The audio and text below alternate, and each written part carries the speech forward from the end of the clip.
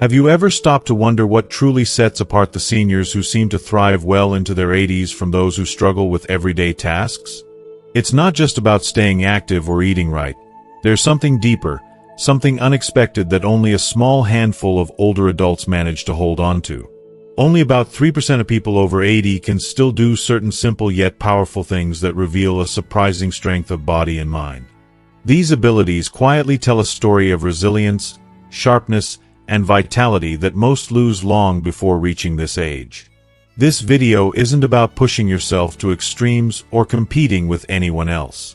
It's about recognizing what your body and spirit can still do, celebrating those victories, and inspiring you to keep moving forward.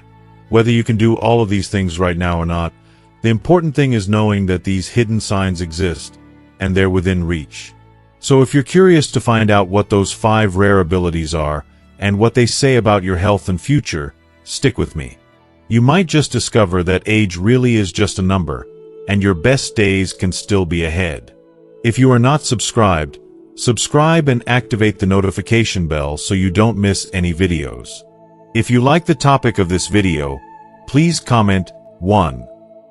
If you don't, please comment 0 to let me know how I can improve and make better videos for you. Now, let's begin. As we grow older, life has a way of slowing us down, sometimes quietly, sometimes all at once. The things we used to do without thinking, bending down to tie our shoes, kneeling to pull a weed from the garden, squatting to pick up a grandchild's dropped toy, can suddenly feel daunting. For most people, especially after turning 80, the ability to squat down and stand back up again, unaided, becomes almost like a superpower. But what's truly remarkable is what this one simple movement says about your health, your independence, and even your mindset. You see, the act of squatting without support is about so much more than just getting down and getting up. It's a subtle but powerful testament to the harmony of your body's most important systems. Let's break it down. Balance, leg strength, joint flexibility, and core stability. Each of these is a pillar holding up not just your body, but your way of living. Start with balance. It's something we rarely think about until we begin to lose it. But to lower yourself into a squat and rise again without holding onto anything, no chair back, no countertop, no helping hand, means your inner balance is still keen. Your body can sense where you are in space and adjust in real time, preventing that little wobble or near fall that so many fear as they age. Then there's leg strength. Over the decades, our muscles naturally begin to shrink, a process called sarcopenia. It's one of the main reasons so many older adults start to feel weaker, especially in the legs. Those big muscles, your quadriceps, hamstrings, and calves, are the engines that power you through your day, and they're the very first to complain when you sit for too long or skip your walks. If you're still able to squat, it means those muscles are not only present, but they're also responsive, strong, and ready to serve you when you need them most. Joint flexibility is another silent hero in this story. The knees, hips, and ankles are like the hinges on a well-loved front door. Over time, they can grow creaky and stiff, making every movement a little harder than it used to be. Cartilage wears thin, and the cushion that once let you move with ease starts to fade. But those who can still lower themselves and stand up again are demonstrating that their joints, while maybe not perfect, are still working together in remarkable coordination. They're not locked by pain or fear. They're willing to move, even if it's slow or a little shaky. And none of this would be possible without a strong, stable core. Your abdominal and lower back muscles are the foundation for every movement you make. They're the unsung champions that help you stay upright, protect your spine, and stabilize your every step. Without a strong core, squatting isn't just difficult, it's nearly impossible. But perhaps the most overlooked part of this movement is what it reveals about your mindset. So many people, as the years pass, start to accept limitations as inevitable.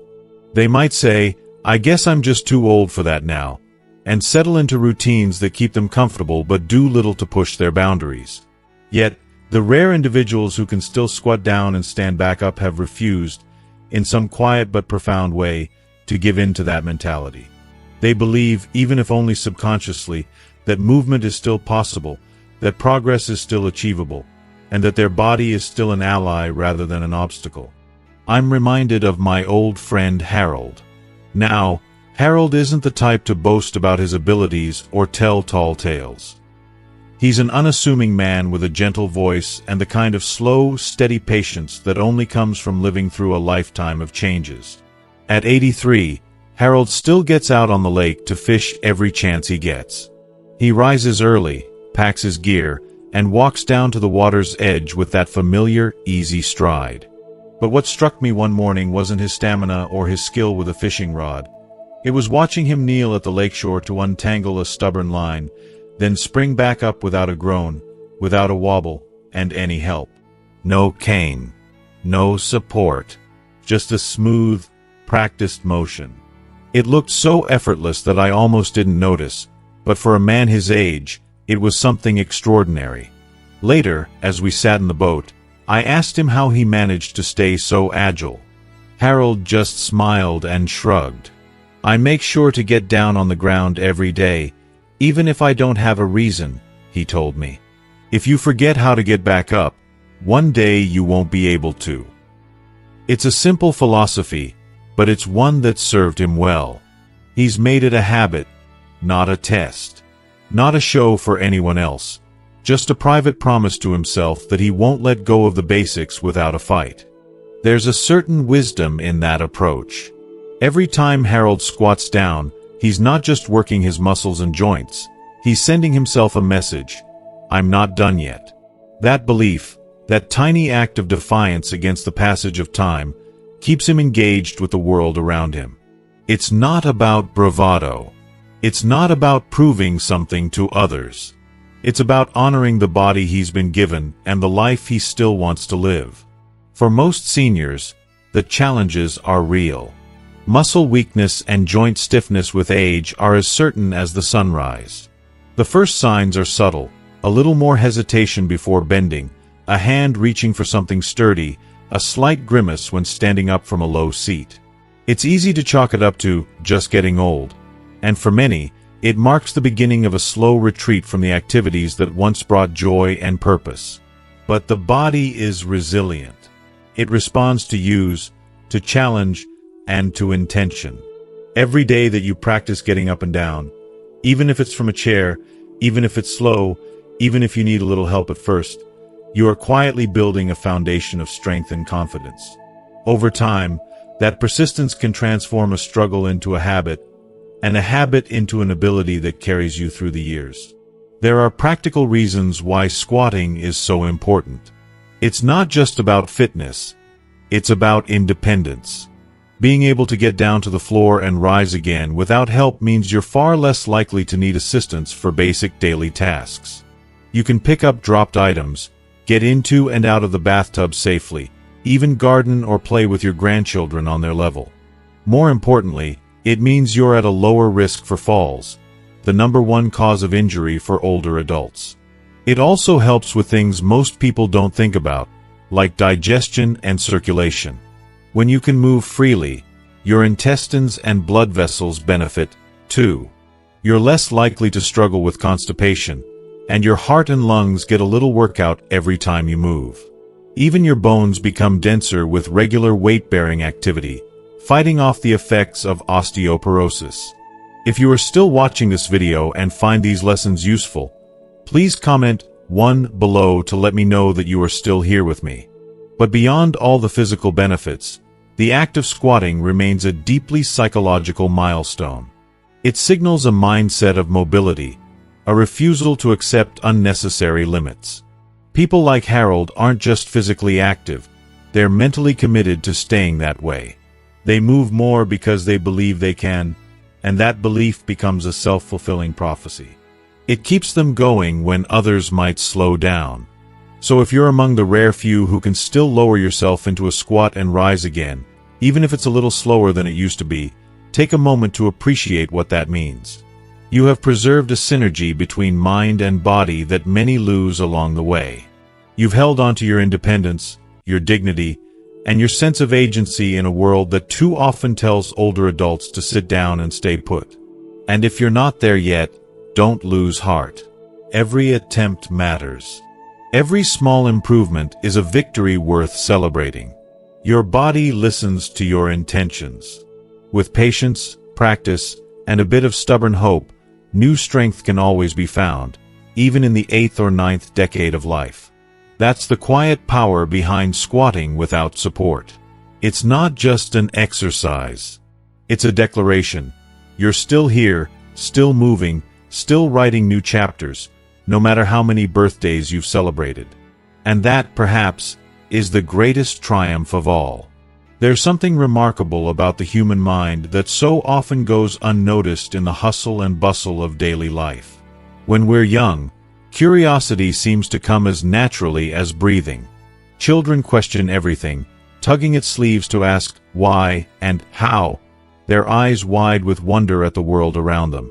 Somewhere along the line, as years pile up, that instinct to explore can get buried beneath responsibilities, routines, and the slow but steady weight of expectations. For many people, especially as they cross into their 70s, 80s, and beyond, there's a subtle pressure to shrink their world, to accept that their best days of learning, discovery, and adventure are behind them. But now and then, you meet someone who turns that whole idea on its head, someone who embodies what it means to stay curious and keep learning, no matter their age. Science has shown us time and again that mental activity is linked to reduced dementia risk. Just as walking keeps the body strong, challenging your brain helps protect and preserve memory, attention, and emotional well-being. The mind is like a muscle. It needs exercise. For seniors, this isn't just a matter of doing crossword puzzles for fun or occasionally reading the newspaper.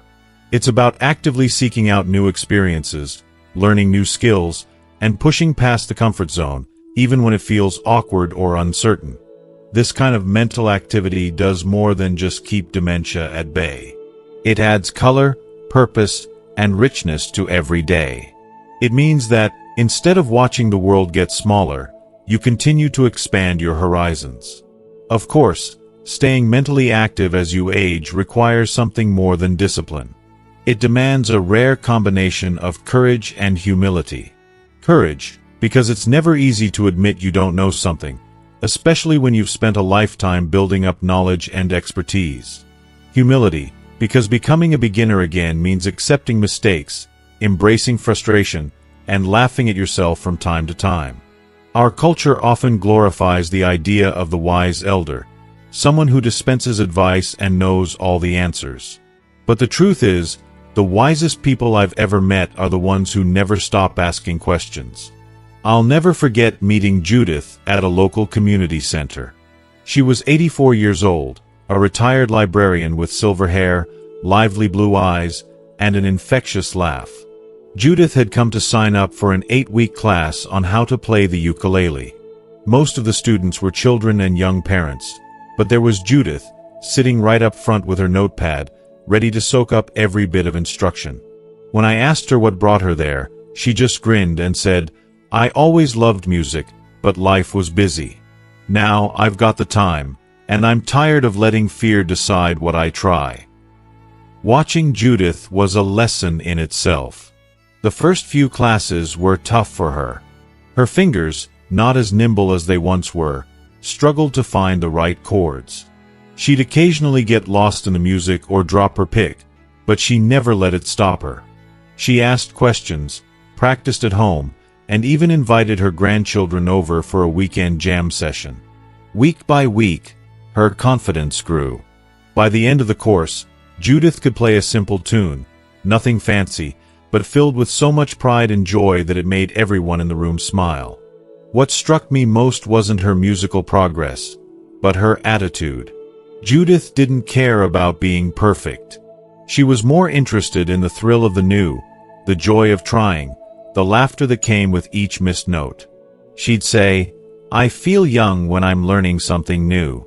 It's like waking up the parts of myself that went quiet for too long." In her, I saw a shining example of what psychologists call the mindset of continuous growth and curiosity. This mindset, though rare, is the secret ingredient that sets the most vibrant seniors apart.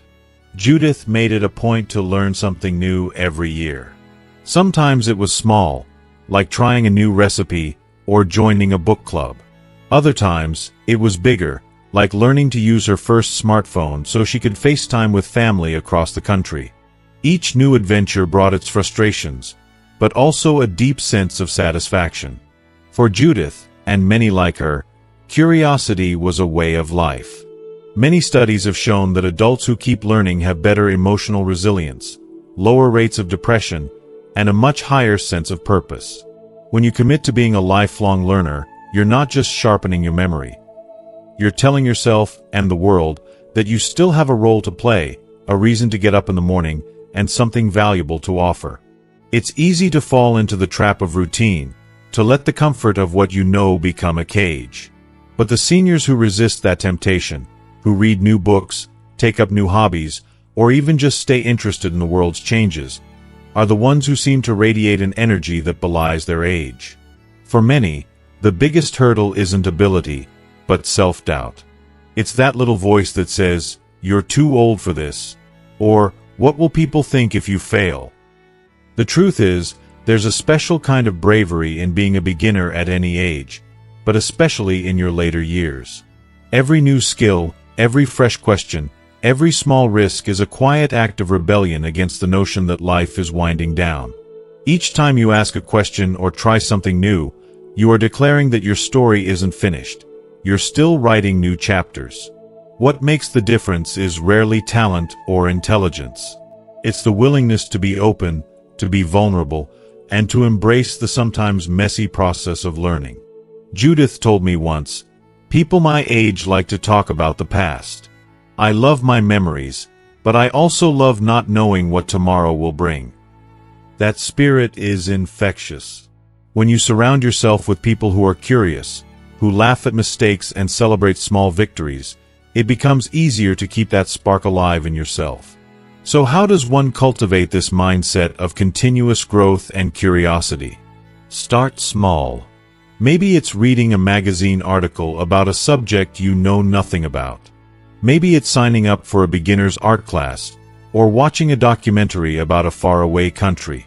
Maybe it's sitting down with your grandchildren and asking them to teach you how to use a new app. The world is still full of surprises if you're willing to look for them.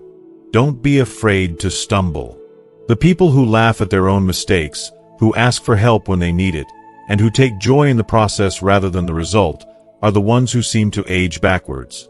Every new experience, no matter how small, strengthens your brain, lifts your mood, and gives you another story to share. In a world that can sometimes feel too quiet, curiosity is a way of inviting life back in. In the end, staying curious and learning new things isn't just about brain health, though that's certainly important. It's about reclaiming a sense of possibility, of hope, of wonder. It's about proving, to yourself and everyone else, that growing older can mean growing bolder. It's about becoming the kind of person who, like Judith, wakes up each morning asking, "What can I try today?" Your golden years are not meant for standing still. They are meant for exploring, experimenting, and expanding into all the new corners of life that you never had time for before. So, whether you choose to pick up an instrument, learn a new language, or simply ask more questions, remember, your curiosity is a gift. Nurture it. Let it lead you into adventures great and small. Let it fill your days with purpose, your mind with light, and your heart with the joy of discovery. Because, as Judith would tell you with a wink, it's never too late to become a beginner again. And sometimes, that's exactly what makes life feel new. If you spend any time around older adults, you'll quickly notice how much of life's meaning is tied to the simple ability to move on your own. There's a quiet dignity in putting on your shoes, in strolling through your neighborhood, in deciding, on a whim, that today you'd like to go to the park or drop by the grocery store. For most of us, walking has always seemed like the easiest thing in the world, something we never had to think about. But as the years pass, and the body grows less forgiving, this basic act of movement becomes both a challenge and a powerful measure of well-being. Doctors and scientists have long known that walking is a predictor of longevity. Researchers often use walking speed and stability as indicators of how many healthy years someone has left. When you see an older person, especially someone well into their 80s, walking without the need for a cane, walker, or someone else's arm, you are looking at something rare and precious. That freedom isn't just about muscle or bone. It's about the orchestration of dozens of body systems all working in harmony. Strength, balance, heart, nerves, even spirit. But the significance of walking unassisted goes well beyond the physical. It's a living symbol of independence and mobility, two things essential for dignity in later life. The ability to walk on your terms means you can choose where you go and when. It means you aren't waiting for someone else's schedule to determine your day. There's an immense pride in that. It's the difference between watching life through a window and being out in the world, part of the action, making your own choices.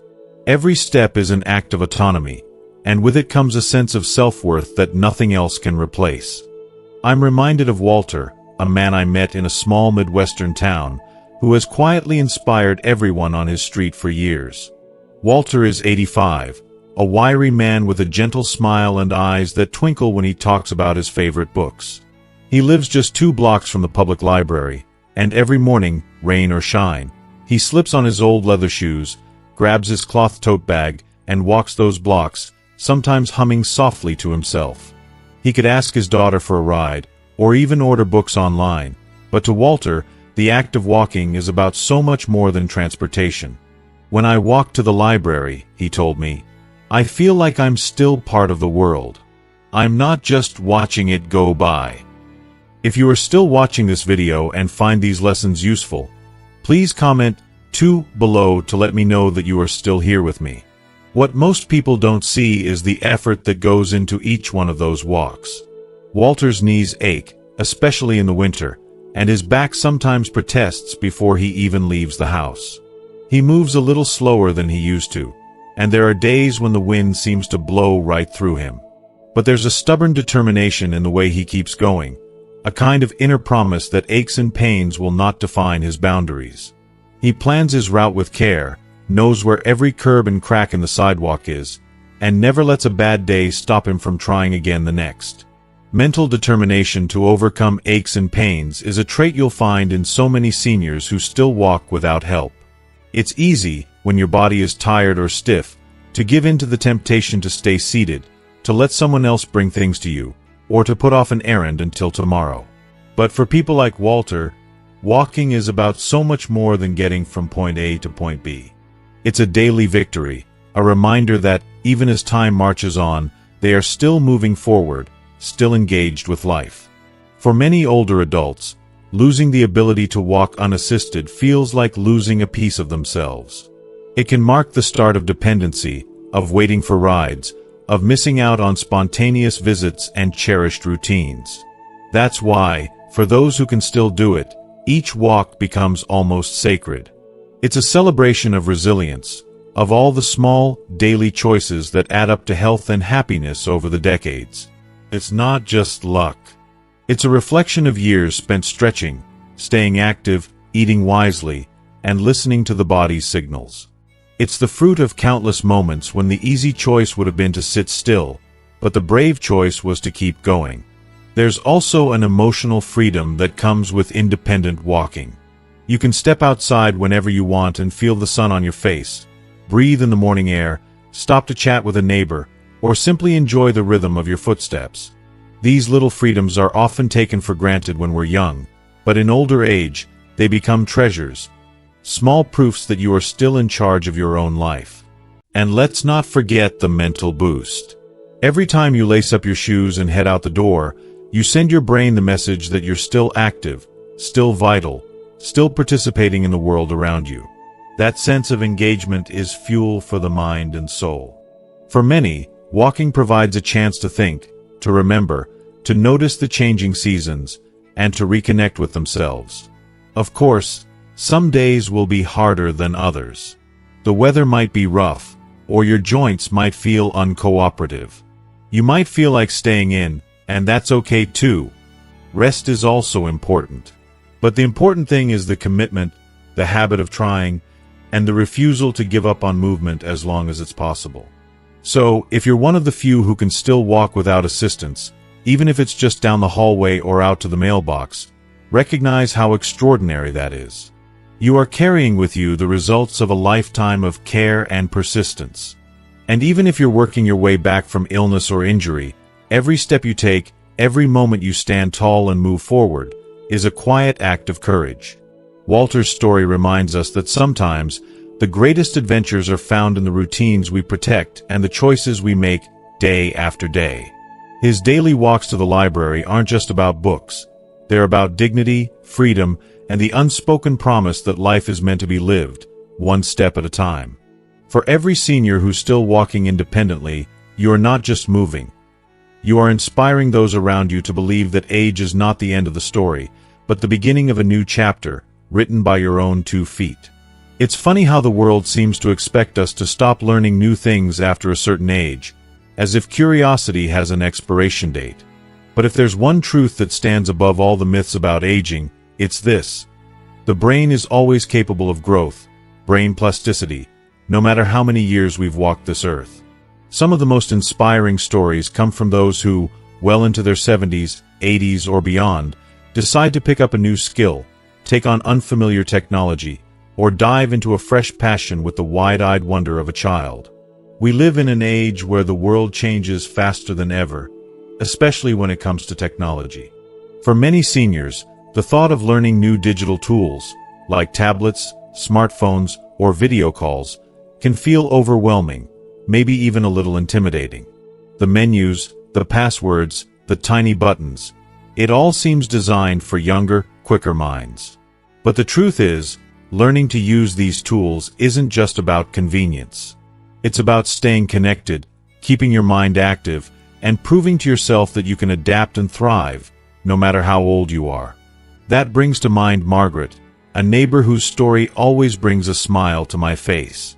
Margaret was 82 when she finally decided she wanted to learn how to use a tablet.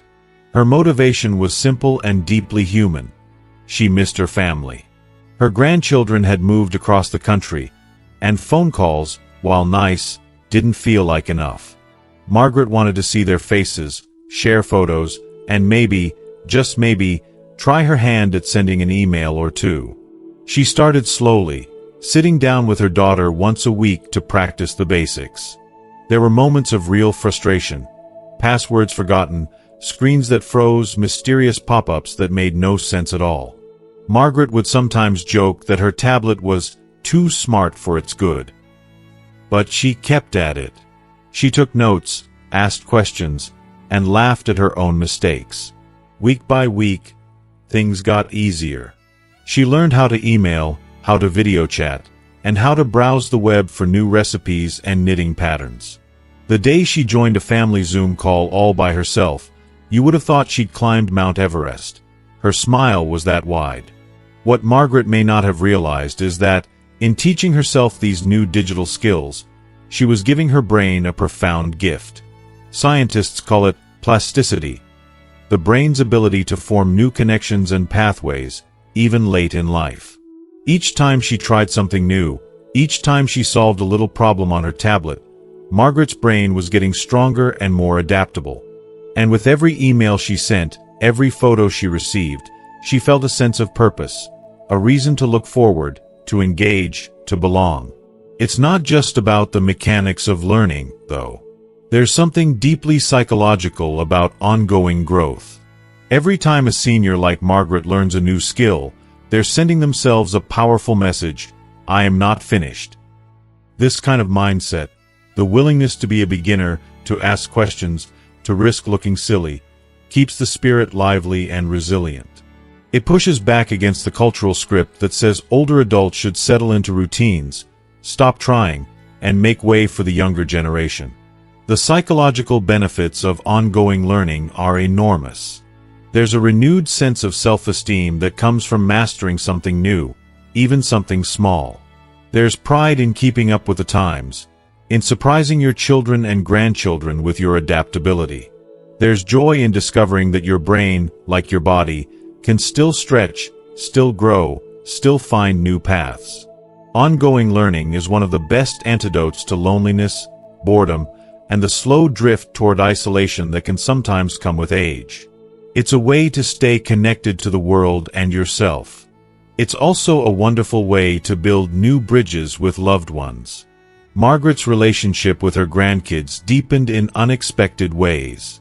She started emailing them little stories about her youth. They taught her how to use emojis. She even joined an online painting class and shared her artwork in a family group chat. Learning digital skills didn't just open up new tools for her. It opened up new conversations, new laughs, new memories. And let's not forget the sheer fun of it all. Yes, there are frustrations and setbacks. Yes, you'll hit roadblocks and sometimes feel a little lost. But the victories, no matter how small, bring a special kind of satisfaction. The first time you send a text, download a photo, or join an online event, you feel a spark of excitement, a burst of confidence. Suddenly, the world feels a little bigger, a little brighter, a little more full of possibility. Learning isn't limited to technology, of course.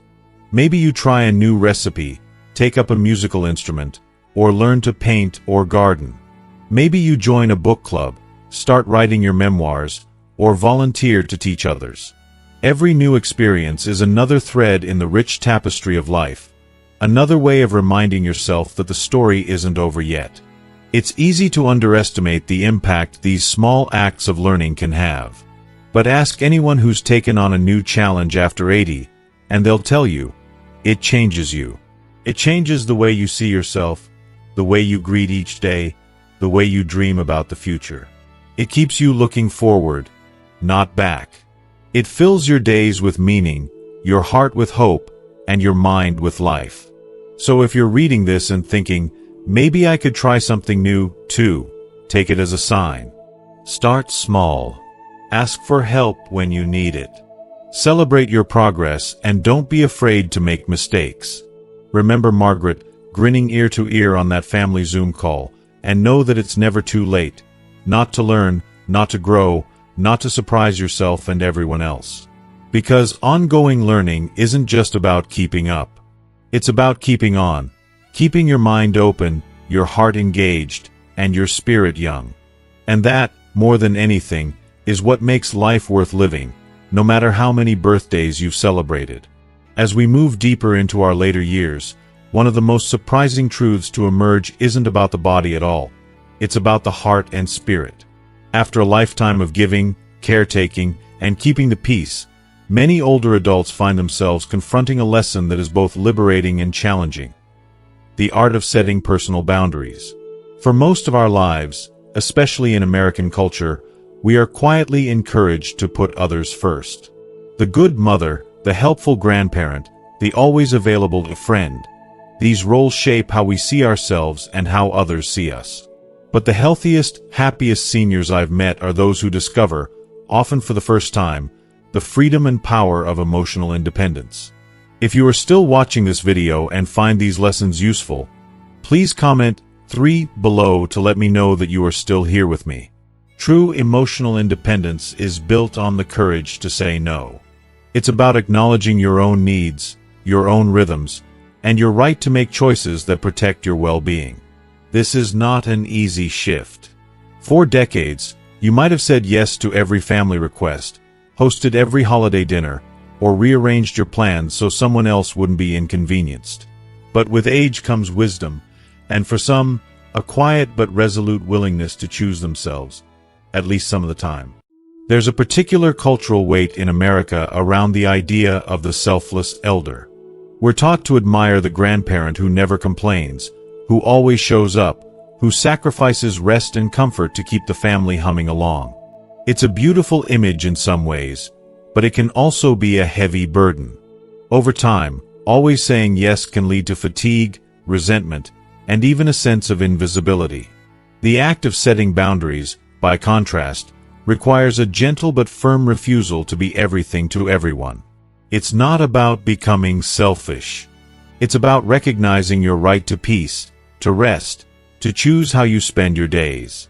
I think about Harold, a soft-spoken man in his mid-80s, whose story perfectly illustrates this quiet transformation. For most of his life, Harold was the rock of his family. He showed up for every birthday, answered every phone call, and was always willing to lend a hand, no matter how tired he felt.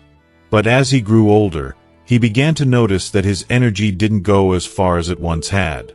The constant interruptions, phone calls, doorbells, last-minute requests, left him feeling drained and anxious. He wanted time to read, nap, or simply sit in silence with his thoughts. So one afternoon, Harold made a decision that surprised even himself. He turned off his phone for 1 hour. At first, he felt a pang of guilt. What if someone needed him? What if his daughter worried? But he held firm. That hour became his sanctuary, a little patch of quiet in an otherwise busy world. He would read, rest, or just let his mind wander. When he turned his phone back on, he found messages from family members, but nothing so urgent that it couldn't wait. At first, his daughter was unsettled. She worried. She called to ask why he hadn't answered, if everything was okay. Harold explained, gently, that he needed this hour every day just for himself. "This is my quiet time," he told her. "It helps me recharge." Over time, she came to respect his choice. She learned to wait for his return call, to trust that her father was caring for himself as much as he had always cared for her. What Harold discovered was the importance of protecting energy and peace, that it's not only okay, but essential to draw a line in the sand when it comes to your well-being. The truth is, our energy is not infinite. As we age, it becomes all the more precious. By setting boundaries, we are not shutting people out. We are ensuring that the time we do share with others is joyful, meaningful, and genuine. It allows us to offer our best selves, instead of running on empty and giving only what's left over. Of course, this is not a change that comes easily. Old habits of self-sacrifice run deep, especially for those raised in families or communities where putting yourself first was seen as a flaw, not a virtue. The first few times you decline an invitation, skip a family event, or ask for some space, you may feel uncertain, even guilty. But over time, something beautiful happens. You begin to feel lighter. You discover new sources of joy, an afternoon spent painting, a morning walk in the sun, an evening with a favorite book. You may find that relationships grow stronger, as others come to respect your needs and see you in a new light.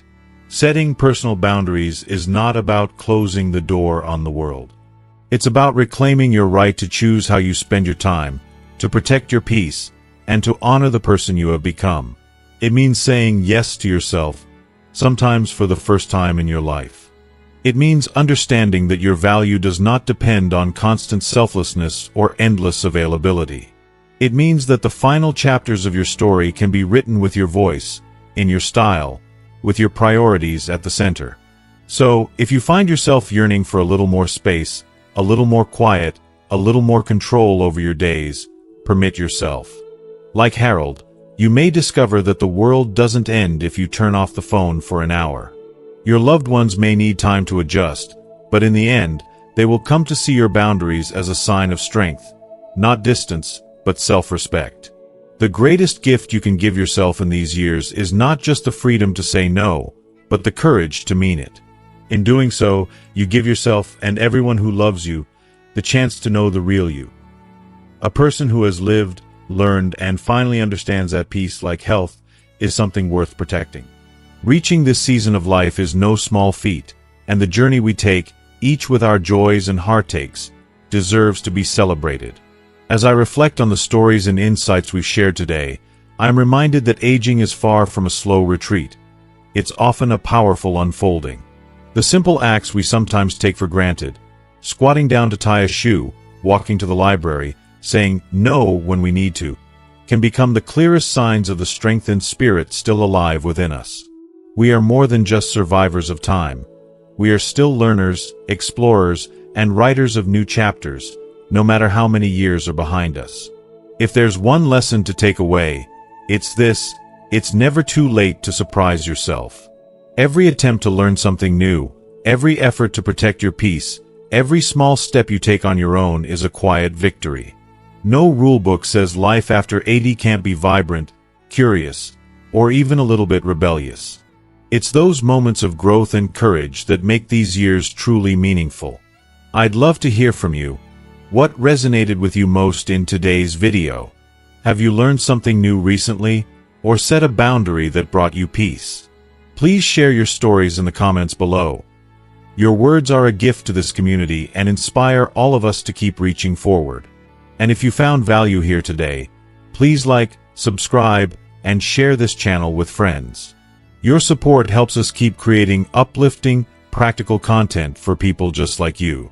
Thank you for being here, and I look forward to connecting with you again in the next video.